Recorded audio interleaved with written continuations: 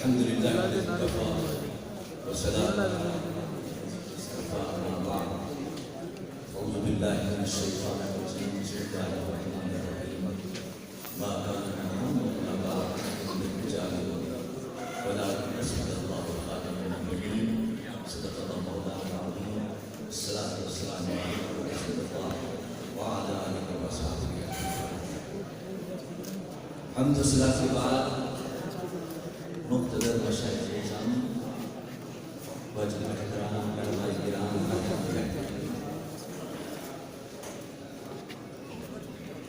میں سب سے پہلے جو شہزادہ علی شکر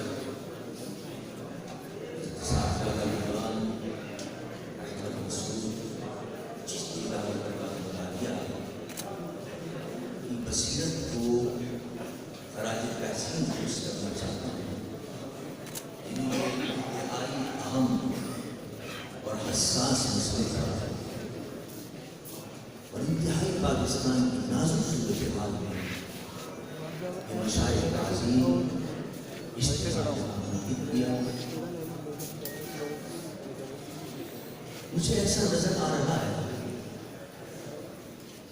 کہ پاکستان کے ایام میں جس طرح مشائخ نے اہم کردار ادا کیا تھا،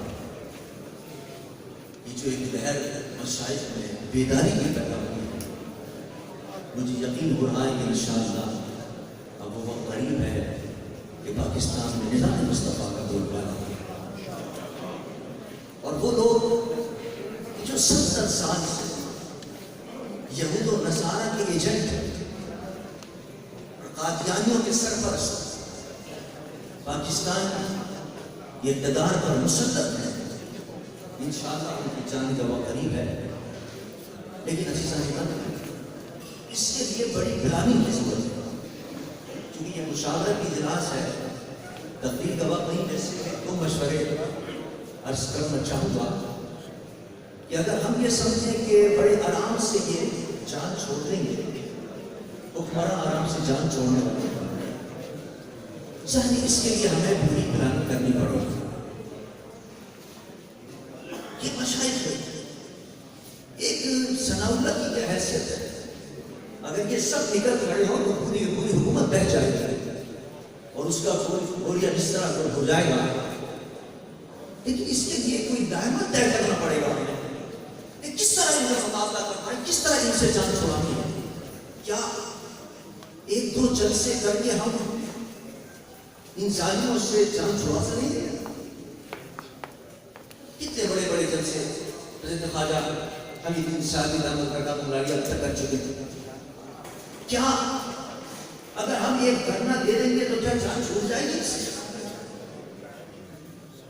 پروفیسر دار قاضی صاحب نے 1.5 مہینے 2 مہینے کا دھرنا دیا تھا.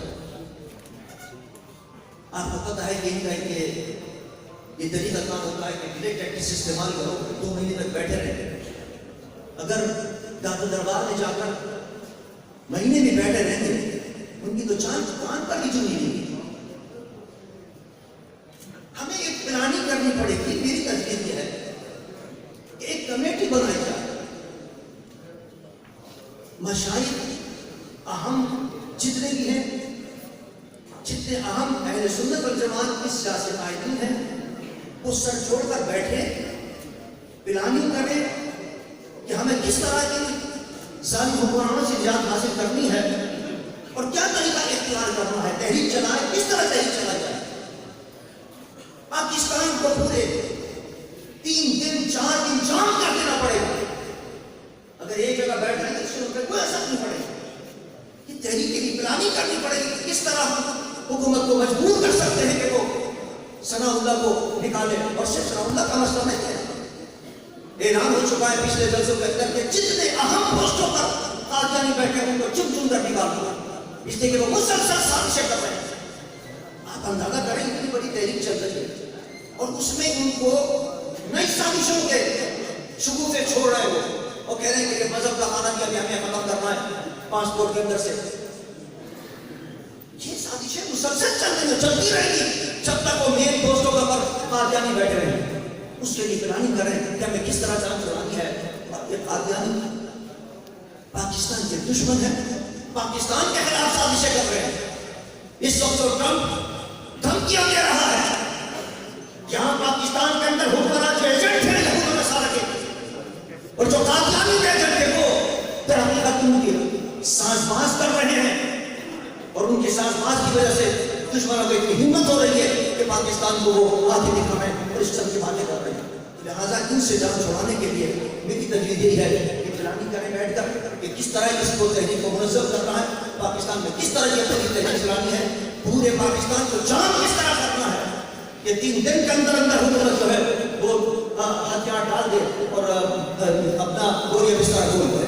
اس سلسلے کے اندر میں نے بھی کوشش کی ہے، جمعیت علماء پاکستان کی طرف سے ایک آل پارٹیز کانفرنس میں نے 13 تاریخ کو بلائی ہے کہ تمام جتنے بھی اہم جماعتیں ہیں وہ بھی سوچیں کہ وہ بھی اس کے اندر بھی اہل سنت کے لوگ موجود ہیں، اس کے اندر بھی اسلام سے در کرنے والے موجود ہیں.